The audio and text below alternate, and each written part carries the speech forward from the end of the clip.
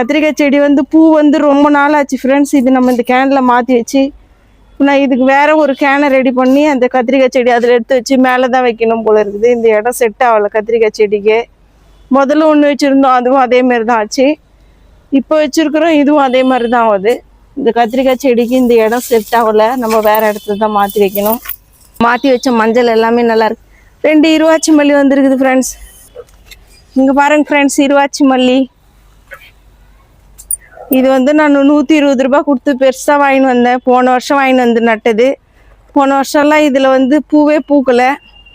சரி, இதை அப்படியே நான் கட் பண்ணி வச்சு அங்கே இருந்தது இப்போ நான் இங்கே மாற்றி எடுத்துன்னு வந்து இங்கே வச்சேன். பாருங்கள் இதில் எவ்வளோ பெரிய பூ பூத்துருக்குதுன்னு சொல்லிட்டு, எவ்வளோ பெரிய பூ பூத்துருக்குதுன்னு சொல்லிட்டு பாருங்கள். இருவாச்சி மல்லி எங்கன்னா எதிர்க்கவே வைக்கலாம்.